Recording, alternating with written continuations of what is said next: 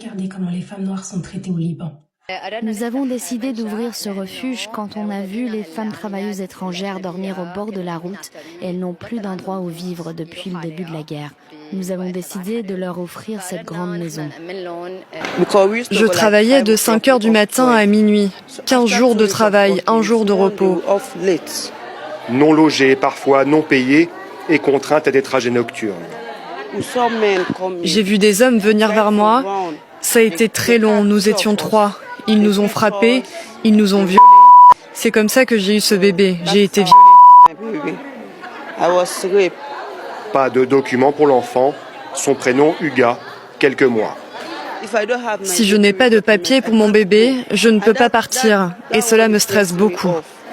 Au milieu de ces femmes, 6 enfants en bas âge, pour certaines plus de passeport, en cause le système de parrainage qui leur a permis de venir au Liban au service de famille qui leur ont confisqué. Ce que vous venez de voir, ce n'est pas de la fiction, c'est la réalité. C'est le cas de beaucoup de personnes noires qui vivent au Liban. Ils sont battus, ils sont exploités, les femmes sont parfois violées, ils sont privés de papiers et de liberté. Comme vous pouvez le voir, l'esclavage moderne, ce n'est pas un mythe. Beaucoup de Noirs le vivent encore, par exemple au Liban. Donc une pensée pour toutes ces femmes et ces hommes noirs qui vivent au Liban et qui sont maltraités et surexploités, alors que les Libanais qui, eux, vont en Afrique, sont très bien traités.